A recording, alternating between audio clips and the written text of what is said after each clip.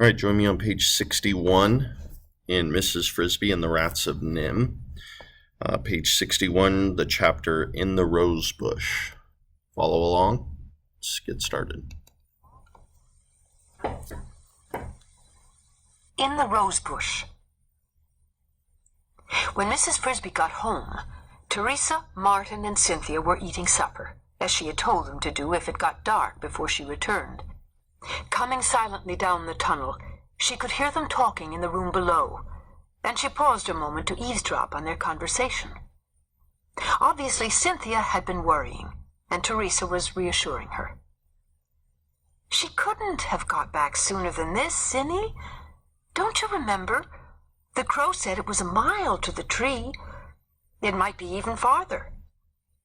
"Yes, but crows fly so fast." "But if you went 2 miles high," that was Martin, "it would be 3 miles altogether." "6," said Teresa. 2 up, 2 down, and 1 to get there and 1 to get back." "That's right. No wonder she isn't back yet." "But what about the owl? You know how owls are." "It was still light when they got there. He couldn't see." "But it's dark now," said Cynthia. "Oh, I wish she'd come back. I'm scared." "Not so loud," Teresa said. "Timothy will hear." "I'm home," called Mrs. Frisbee, hurrying the rest of the way down. And now it appeared that they had all been worried, for they ran to her, and even Martin, who ordinarily avoided such displays, threw his arms around her. "Oh, Mother," cried Cynthia, near tears. "I was so worried." "Poor Cynthia. It's all right." "How high did you fly?" asked Martin, recovering quickly. "High enough so the trees looked like bushes, the garden like a postcard, and the river like a snake." "Did you see the owl? What did he say?" "I saw him. Later, I'll tell you about it. First, I want to see Timothy. How is he? Why didn't you move his bed out here?" Teresa said, "I wanted to, but he said he'd rather stay in the bedroom. I think he's feeling worse again." But when Mrs. Frisbee went to see him, she found him sitting up, and his forehead felt not at all feverish. "I'm all right," he said. "I stayed in here because I wanted to think about something." "Think about what?" "About moving day." "Moving day? But why? What about it?" Had he, after all, overheard her talking to the others? Heard about her flight to the owl? But no, he was explaining. "I haven't been outdoors since I got sick, so I don't know what it's like. I mean, the weather. But today, this afternoon, I noticed something." "What was that?" "A smell in the air. A warm, wet smell. If you sniff, you can still smell it, though it's not so strong now." Mrs. Frisbee had noticed this, of course, both indoors and out. "It's the smell of the frost melting," Timothy went on. "I remember it from last year. And after that, it wasn't long until we moved." "Mother, when are we going to move this year?" "Oh, not for a long time yet." Mrs. Frisbee tried to sound as casual as she could. "It's still much too cold. Too early to think about it." "I have to think about it," said Timothy. He sounded serious, but calm and unworried. "Because if it comes too soon, I don't know if I can go. I tried walking a little bit today, in here, when the others were outside." "Timothy, you're supposed to stay in bed. You'll make yourself sick again." I know. But I had to find out. And I didn't walk much. I couldn't. I only went a few steps, and I got so dizzy I had to lie down again." "Of course you did. You haven't really recovered yet." "I guess I haven't. That's why I wanted to think." "Timothy, You must not worry about it. That will only make you worse. I'm not worried at all.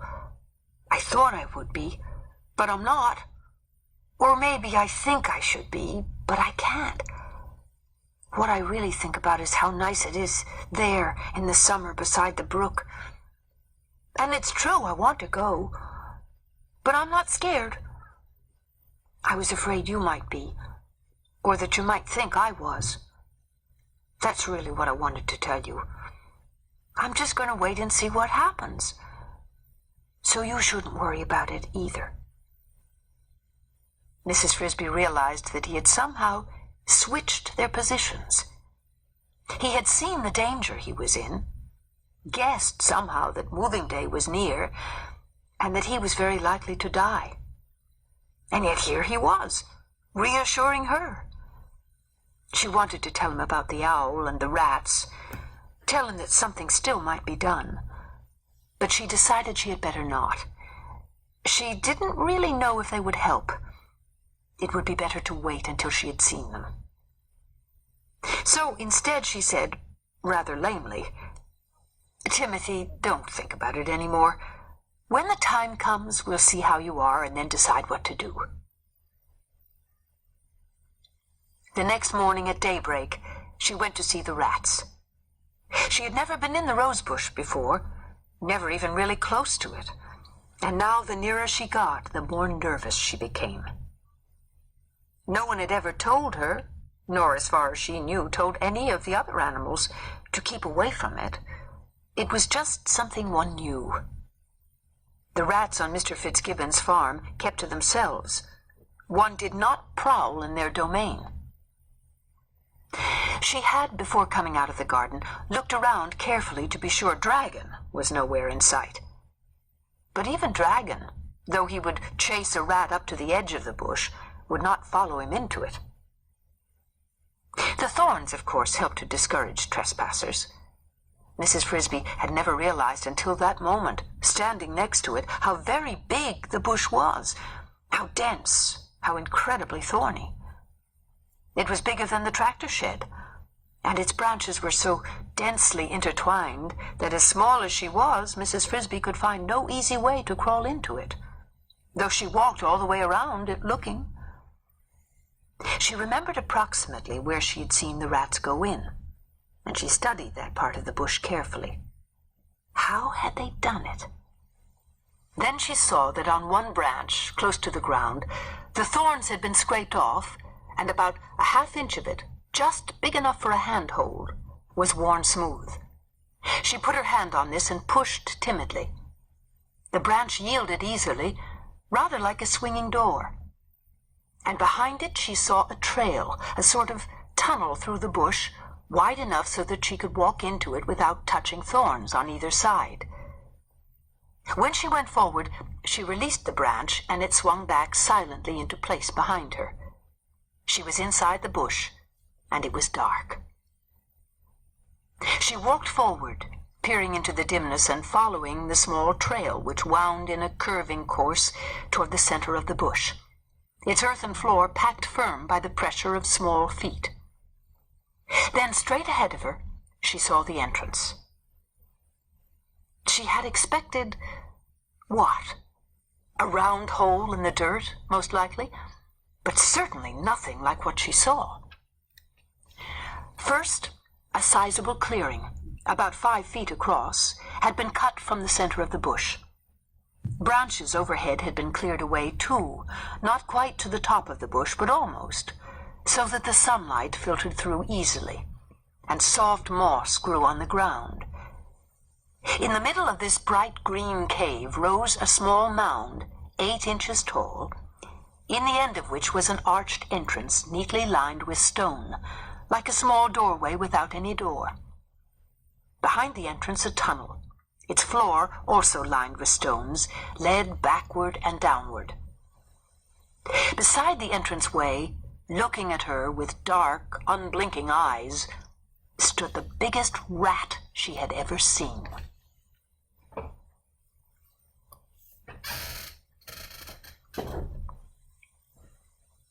Brutus.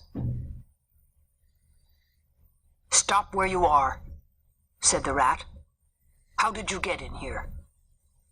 I walked in, said Mrs. Frisbee, keeping her voice calm with an effort. I found a branch with the thorn smoothed off. I pushed it back and found... I know, said the rat rather rudely. And now walk out again. You aren't allowed in here. He moved a few inches toward her, placing himself between her and the entrance. She noticed how powerful his muscles looked under his glossy coat. He would almost be a match for Dragon. Almost, but not quite. Go on, he repeated. But I have a reason. I don't care what you have. Go away. You're small. I wouldn't want to hurt you. Are you Justin? Mrs. Frisbee inched back as the rat inched forward. I'm Brutus. Justin's not here. That was reasonably obvious, Mrs. Frisbee thought. The rat named Brutus added, You know Justin? No, said Mrs. Frisbee. That is, not exactly. If you don't know him, how do you know his name? Brutus sounded puzzled, and Mrs. Frisbee observed that although he was greatly oversized and muscular, and his eyes were bright enough, he looked very young. It was told to me by a friend. Can I see him? Justin? No, he's at a meeting. I'm taking his place. They're all at a meeting but me. Bad luck, thought Mrs. Frisbee. He's a substitute. She said, Then I'll wait for him. No, said Brutus. You can't stay here. I've got orders. Now go or I'll have to take you out myself. He moved forward again. My name, said the mouse desperately, is Mrs. Jonathan Frisbee. I want to see Nicodemus. It did not work. I don't care what your name is, and you can't see Nicodemus, that's sure. Brutus now looked both puzzled and annoyed. Move on, and be quick. All right, said Mrs. Frisbee. You needn't force me. I'll go.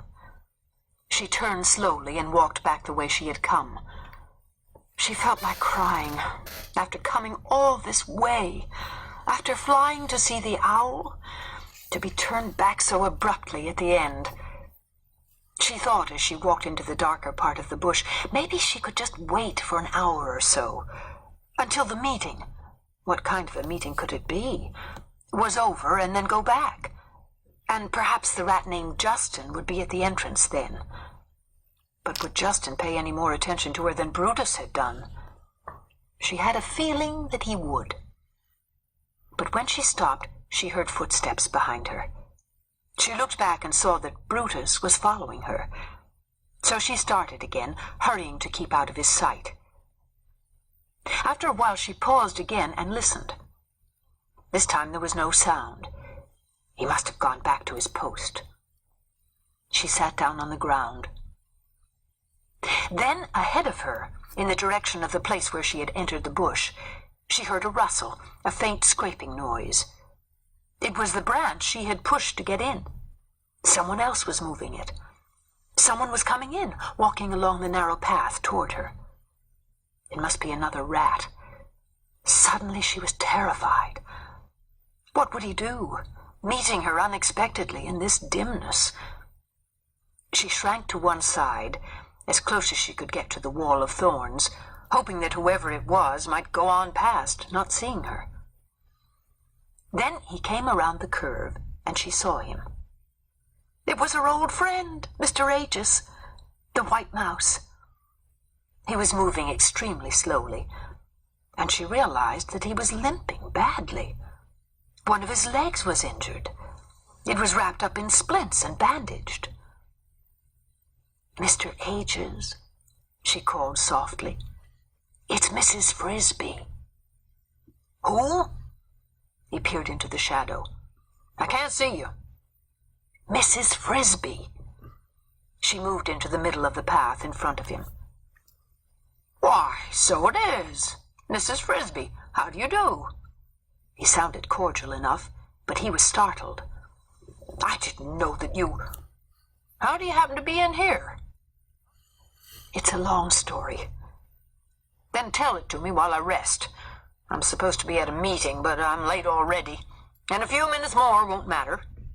As you can see, I had a bad fall and broke my ankle. I'm sorry to hear that. I hope it doesn't hurt. It's mending, but I can walk only slowly and need to rest frequently. He sat down with a sigh. Now, tell me what you're doing in the rat's bush. Mrs. Frisbee, who was wondering the same thing about him, told him as briefly as she could about Timothy, Jeremy, the owl, and Brutus. Mr. Ages listened in silence, interrupting only once. You went into the owl's tree? Yes, but I was afraid. I should think so. That took courage. I had to do it. When she had finished her story, Mr. Ages sat quietly for a minute, considering it. Poor Timothy, he said at last. I should have thought of that myself. But, of course, when I gave you the medicine, the weather had not yet turned warm. Then I fell and broke my leg, and I forgot all about it. He stood up. I think, he said, that you should come with me back to the entrance. But I can't. Brutus will still be there. Mrs. Frisbee, having done all that you have done, you are not going to give up now. I'll talk to Brutus. You know him? I have known him since he was born. He's not very old, you know. I think he will do what I ask. From the way he said this, Mrs. Frisbee could tell he did not merely think it, he knew it. But how? All right, she said doubtfully. I'll try again. But I don't understand. How do you know Brutus? We had better move along. They started back toward the entrance at Mr. Ages' slow, limping pace. As to how I know Brutus, that's a much longer story than yours, and I doubt that I'm the one to tell it to you. It's for Nicodemus to say. But I will tell you this. If we go in the entrance, as we will if you are to ask for help, you must promise that you will never tell anyone anything at all about what you see and hear. I will promise, said Mrs. Frisbee.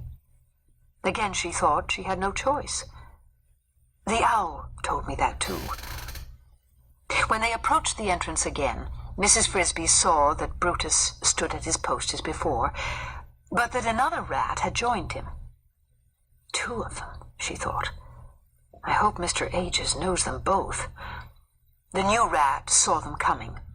He looked alert, dark gray in color, and extraordinarily handsome, though not so huge as Brutus. Mr. Ages, he said, how's the leg? Better, but it will be a while before I can run again. Justin, said Brutus, staring at Mrs. Frisbee. There she is. That's the one I was telling you about. Is she now? Justin looked at her casually. He did not sound particularly alarmed. Mrs. Frisbee, said Mr. Ages, formally, may I present my friends, Justin and Brutus? How do you do? Brutus sounded doubtful. Mrs. Frisbee, said Justin. Not Mrs. Jonathan Frisbee. She is Mrs. Jonathan Frisbee, said Mr. Ages. A widow, as you know. Madam, said Justin, bowing politely. It is an honor to meet you. Brutus now looked astonished. You both know her? Who is she? Brutus, said Mr. Ages gently. Don't you remember Mr. Jonathan? Brutus wrinkled his brow. Mr. Jonathan? You mean the one dragon? Yes, said Justin quickly. And this is Mrs. Jonathan. Oh, said Brutus. Then to Mrs. Frisbee, why didn't you tell me? I wouldn't have chased you off. Well, said Mrs. Frisbee, I did try, but it doesn't matter. No, Mr. Ages added, because on the way out she met me coming in. She needs to talk to Nicodemus, and quickly. Brutus looked doubtful again. Nicodemus? But can she? I mean, how about the rules? What about the plan? Mr. Ages said, That has been taken care of. She has promised secrecy, and she is to be trusted completely. That I myself guarantee. After all, consider who she is. As an afterthought, he added, and who her children are. Who am I, then? Mrs. Frisbee asked herself in wonder. I suppose that, too, will have to come from Nicodemus. Mr. Ages said to Justin, What about the meeting? It can't be over already. It was temporarily adjourned, said Justin, to wait for you. In fact, I came to find you. Then I suppose we had better go in. Justin led the way through the arched entrance, with Mrs. Frisbee and Mr. Ages following. Brutus remained outside at his post. All right, thanks for listening and following along. You can continue in your Google Classroom.